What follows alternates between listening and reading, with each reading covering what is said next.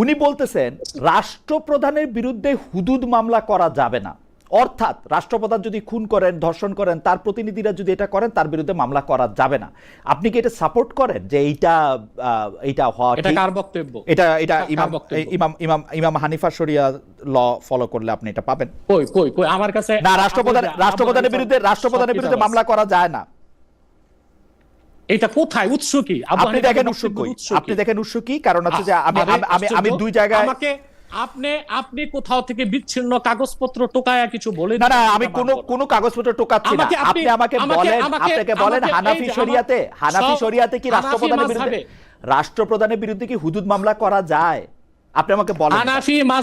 হানাফি মাযহাবের মতে রাষ্ট্রপ্রধান যদি খলিফা হয় আর হুদুদের মামলায় শুধু হুদুদ প্রয়োগ না, প্রয়োজনে তাকে খেলাফতের দায়িত্ব থেকে বহিষ্কার করা হবে। হুদুদের মামলা করা যায় কিনা ভেবে বলেন। যাবে। ওকে, আপনি যদি বলেন যে যাবে, তাহলে আমি আপনাকে এখন একটু অনুরোধ করব যে এইটা হইল বাংলাদেশ ইসলামিক ফাউন্ডেশন প্রকাশিত যে বিধিবদ্ধ ইসলামী আইন, যে বিধিবদ্ধ এটা কোন দলিলের বই। আপনি হানাফি মাযহাবের শোনেন না, হানাফি মাযহাবের আপনি সোর্স গুলো কোত্থেকে নেবেন এটা তো বুঝতে হবে আপনাকে। এক নাম্বার হচ্ছে উসুল, দুই নাম্বার এটা বিধিবদ্ধ ইসলামী আইন, বাংলাদেশে বিধিবদ্ধ ইসলামী আইন। আরে ভাই, এটা যাচাই বাছাইয়ের বিষয় আছে। ফাউন্ডেশনের একটা মত বিচ্ছিন্ন তুলে দিল না, বাংলাদেশ ইসলামী ফাউন্ডেশন কোনো মিথ্যিত বদ করে নাই। আমাকে বলতে দেন। 15 বছরে বিগত আওয়ামী সরকার বাংলাদেশের প্রতিটা সেক্টরের ফাংশনকে নষ্ট করেছে। ইসলামিক ফাউন্ডেশন, শুনেন, আপনি এটা বলবেন বলে আমি 2006 সালের সংস্করণ দেখছি, তখন আপনি এটা বলবেন বলে এটা 2006 সালের সংস্করণ। আমাকে বলতে দেন। ইসলামিক ফাউন্ডেশনে শেখ মুজিবের নামে খুতবা বের করার কথা হয়েছে 2006 সালের সংস্করণ। হুজুর 2006 সালে, আমি শেষ করি, আমাকে বলতে দেন।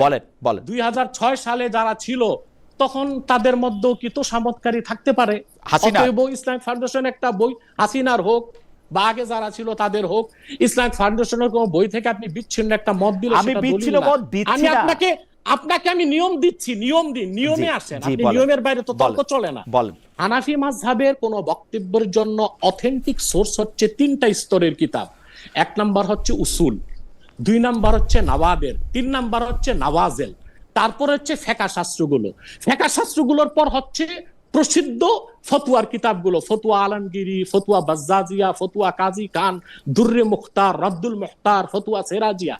এগুলোর বাইরে যে কেউ একটা বই লিখলো, ওখান থেকে একটা মত আপনি দিয়ে দিলেন, তা তো হয় না। যতগুলি বলতেছেন প্রত্যেকটা সংকলন সেই বইয়ের মধ্যে।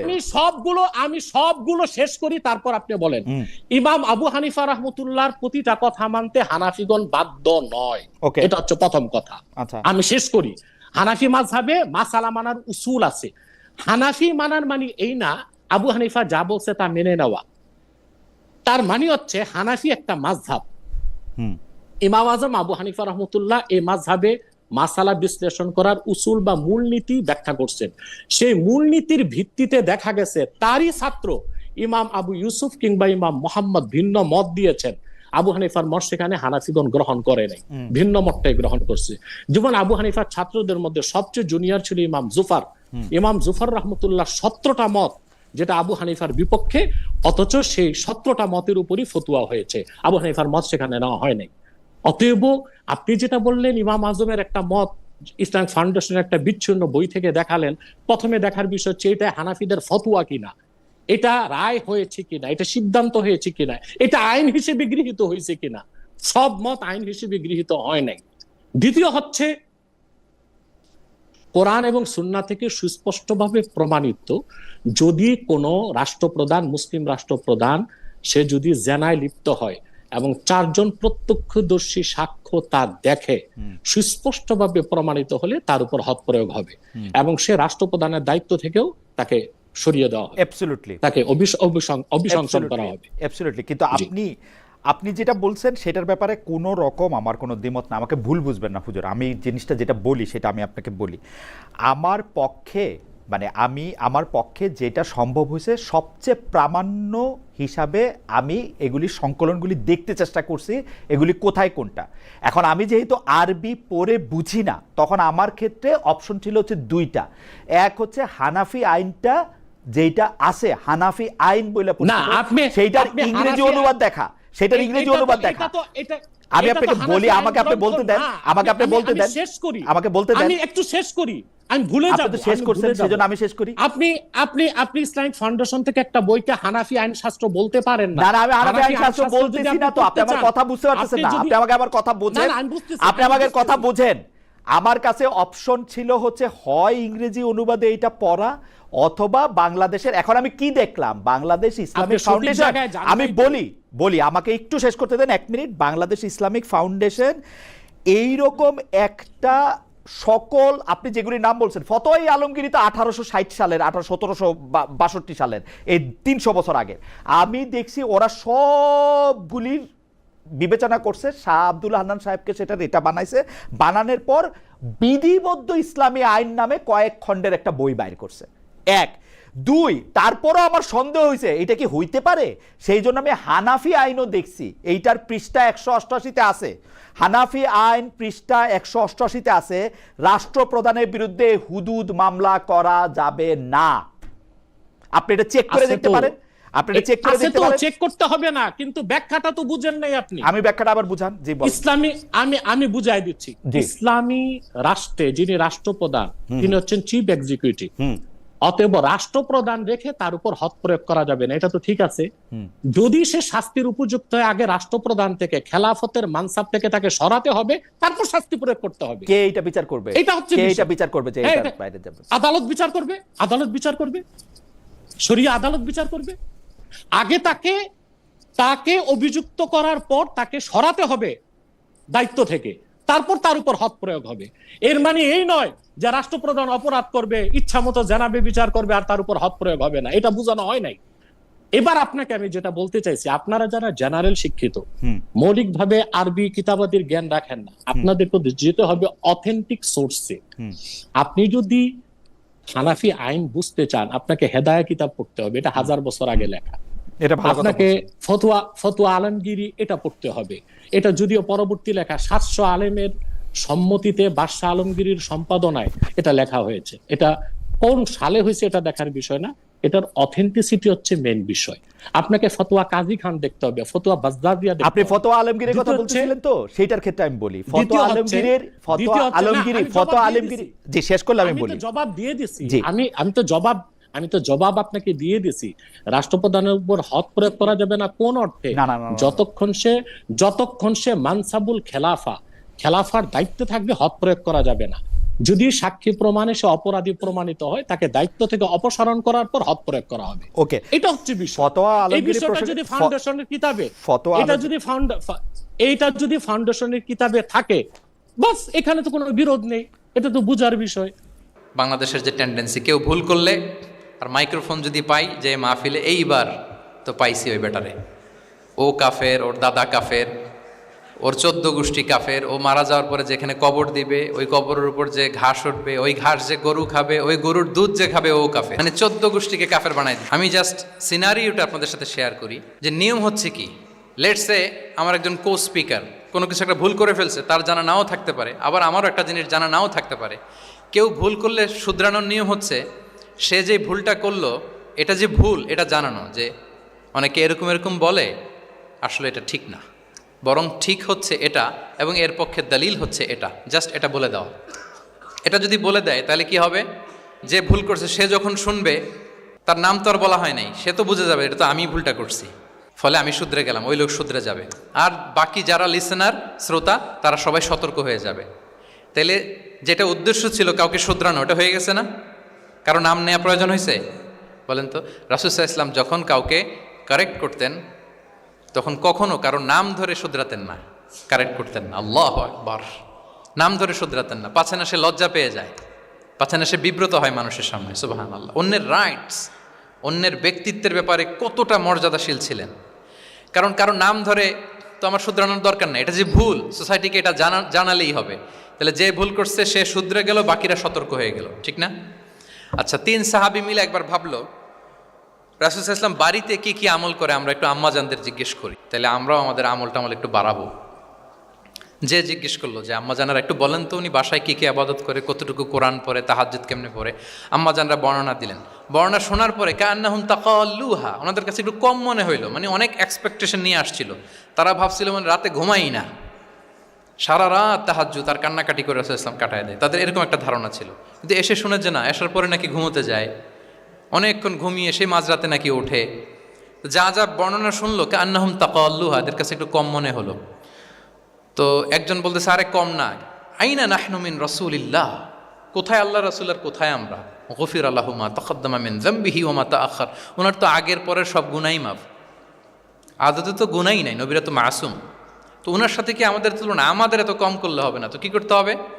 একজন বলে যে আজকে থেকে আমি আর ঘুমাবোই না সারা রাত তাহাজ্জুদ করবো। আচ্ছা, আরেকজন বলে আমি আর না খেয়ে মানে রোজা ছাড়া থাকবো না, আমি সাওমে ভিসাল করব, সারা বছর রোজা রাখবো, যা করে আল্লাহ, রোজা থামাবো না, আমি রেগুলার রোজা রেখেই যাব। আচ্ছা, আরেকজন বলে আমি আর আমার স্ত্রীদের কাছেই যাব না, আমি সন্ন্যাসী জীবন নিয়ে নিলাম, আমি সন্ন্যাসী থাকবো, স্ত্রীদের সাথে মেলামেশাতে এই আমি যাব না, আমি এটা থেকে বিরত থাকবো। এই কথা যখন রাসূল সাল্লাল্লাহু আলাইহি ওয়াসাল্লামের কানে গেল, রাসূল সাল্লাল্লাহু আলাইহি ওয়াসাল্লাম রেগে গেলেন। রেগে গিয়ে সাহাবীদেরকে জড়ো করলেন। জড়ো করে তিনি বলতে আরম্ভ করলেন, তিনি বললেন আনতুমুল্লাযীনা কুলতুম কাযা ওয়া কাযা, আচ্ছা তোমাদের মধ্যে কে কে নাকি এরকম এরকম বলছে। সুবহানাল্লাহ। তিনি বলতে পারতেন এই আব্দুল্লাহ স্ট্যান্ড আপ, দাঁড়াও, আব্দুর রহিম দাঁড়াও, এই আব্দুল সাত্তার তুমি নাকি বলছো যে সারা রাত, এটা একটা কথা বললা তুমি নাকি বলছো যে সারা বছর রোজা, এটা তুমি কি কথা বল, তো ভুল কাজ করছো, এটাও জানো না তুমি নাকি বলছো স্ত্রীদের সাথে মিশবা না। এরকম যদি Abdullah, Abdur Rahman, just for example, এইভাবে দাঁড় করিয়ে যদি নাম ধরে ধরে বলতেন, ওনারা সাহাবীদের সামনে লজ্জিত হতেন না? না। আনতুমুল্লাযীনা কুলতুম কাযা ওয়া কাযা, এটাই রাসূল সাল্লাল্লাহু আলাইহি ওয়াসাল্লামের কাউকে কারেক্ট করার, তাসহিহ করার অভ্যেস ছিল। মা বালু আকওয়ামিন ইয়াকুলুনা কাযা ওয়া কাযা, মাঝে মাঝে বলতেন মা বালু আকওয়ামিন ইয়াফআলুনা কাযা ওয়া কাযা, তোমাদের মধ্যে কেউ কেউ নাকি এমনটা বলে, তোমাদের মধ্যে কেউ কেউ নাকি এমনটা করে। কই আমি তো রাতে ঘুমাই আবার সালাত পড়ি, কই আমি তো রোজা রাখি সোম বৃহস্পতি, বাকি দিনগুলোতে খাই, কই আমি তো আমার স্ত্রীদের সাথে মেলামেশা করি, এই সব কিছুকে ব্যালেন্স করেও তো আমার নবুয়তির তো আমার কোনো সমস্যা হয় নাই, আল্লাহ ভীরু হতে তো সমস্যা হয় নাই। ওয়াল্লাহি ইন্নী লা আখশাকুম লিল্লাহি ওয়া আতকাকুম লাহ, আল্লাহর শপথ আমি তোমাদের চাইতে আল্লাহকে বেশি ভয় করি, আমি তোমাদের চাইতে বেশি মুত্তাকি। তারপরেও এরকম ব্যালেন্সড লাইফ লিড করাতে আমার তো কোনো সমস্যা হয় নাই, তোমাদের কেন সমস্যা হলো, তোমরা এটা কোথায় পেলে। ফামান রাগিবা আন সুন্নতি ফালাইসা মিন্নি, জেনে রাখো আমি যে স্ট্যান্ডার্ড ঠিক করে দিয়েছি এটাই সর্বশ্রেষ্ঠ ইবাদত, এর বাইরে যে কেউ যদি কিছু করে আমার সুন্নতের বাইরে, সে আমার দলভুক্ত হতে পারবে। সুবহান। এরকম যখন ধমক দিয়ে শাসিয়ে দিলেন, যেই 3 জন সাহাবী এই কথা বলছিল ওনারা তো শুধরে গেলেন, ওনারা তো টের পাচ্ছেন যে এগুলো আমাদের কি বলতেছে, ওনারা টের পাচ্ছেন না, শুধরে গেলেন, আর বাকিরা সতর্ক হয়ে গেলেন। আল্লাহু আকবার। সো এটা হচ্ছে কারেক্ট করার নিয়ম। এখন আমরা কি করি, কেউ একটা ভুল করলে তখন তাকে ধরি, তার 14 পুরুষ নিয়ে কথা বলি, তার ব্যাপারে যদি আমার কোনো তিক্ত অভিজ্ঞতা থাকে, ঝাল মেটানোর একটা সুযোগ পেলাম, আমি ঝাল মেটাই, তাকে ছোট করি, হেও করি, হেন কোনো কথা নাই যে আমি বলি না। একটাও কি রাসূল সাল্লাল্লাহু আলাইহি ওয়াসাল্লামের সুন্নাহর মধ্যে পড়ে বলেন তো? না। তাহলে মন গড়া পদ্ধতিতে আমরা কাউকে সংশোধন করতে চাচ্ছি না, আর এইভাবে করলে সংশোধন হবেও না। সে মানবিক কারণেই তার ইগোইস্টিক প্রবলেম চলে আসবে, যে সে আমাকে ছোট করলো, আমার নাম ধরে সে এত মানুষের সামনে অপমান করলো, সে হয়তো শুধরানোর যে রাস্তাটা ছিল ওইটাও বন্ধ হয়ে গেল। ঠিক কিনা বলেন? তাহলে রাসূল সাল্লাল্লাহু আলাইহি ওয়াসাল্লাম এভাবে শুধরাতেন। আর তামিম ফি তাসওয়িবিল আখতা, কারো ভুল শুধরাতে গেলে ইন জেনারেলি শুধরাতেন, যাদের শুধরানোর তারা শুধরে যেত, বাকিরা সতর্ক হয়ে যেত। আচ্ছা, আরেকটা পদ্ধতি ছিল ক্লিয়ার মিসকনসেপশন। কারো মিসকনসেপশন থাকলে রাসূল সাল্লাল্লাহু আলাইহি ওয়াসাল্লাম এটা ক্লিয়ার করে দিতেন। এক সাহাবী মনে করতেন ভালো জামা পরলে বুঝি অহংকার হয়, তিনি খুব সুন্দর ছিলেন দেখতে, খুব ভালো পোশাক পরিচ্ছদ পরতে পছন্দ করতেন। তিনি একবার বললেন ইয়া রাসূলুল্লাহ, ভালো পোশাক পরলে কি অহংকার হয়? রাসূল সাল্লাল্লাহু আলাইহি ওয়াসাল্লাম বললেন না। ইয়া রাসূলুল্লাহ, আমি ভালো জুতা পরতে পছন্দ করি, এটা কি অহংকার হয়? না, এটা অহংকার হয় না। আমি মানুষকে খুব খাওয়াতে পছন্দ করি এবং আমি চাই আমার চেয়ে যেন কেউ এটা এই কাজে আগাতে না পারে, আমিই খাওয়াবো, এটা কি অহংকার? রাসূল সাল্লাল্লাহু আলাইহি ওয়াসাল্লাম বললেন না, এটা অহংকার না। অহংকার হচ্ছে আল কিবরু বাতারুল হাক্কি ওয়া গামতুন নাস। অহংকার হচ্ছে সত্যকে প্রত্যাখ্যান করা আর মানুষকে তুচ্ছ-তাচ্ছিল্য করা। সুবহানাল্লাহ। তাহলে এই যে মিসকনসেপশন, সে ভাবছে ভালো পোশাক পরলে এটা অহংকার হয়ে যায়, ভালো জামা পরলে অহংকার হয়ে যায়, এগুলো তো অহংকার হয় না, বরং অহংকার হয় সত্যকে প্রত্যাখ্যান করলে আর মানুষকে তুচ্ছ-তাচ্ছিল্য করলে। তাহলে এই জাতীয় মিসকনসেপশন ইন দ্য সোসাইটি, এটাকে তিনি ক্লিয়ার করে দিতেন। আচ্ছা, রাসূল সাল্লাল্লাহু আলাইহি ওয়াসাল্লাম প্র্যাকটিক্যালি শেখানোর চেষ্টা করতেন, যেটাকে প্রায়োগিক শিক্ষা, ব্যবহারিক শিক্ষা। অজু করে দেখাতেন, এইভাবে অজু করতে হয়।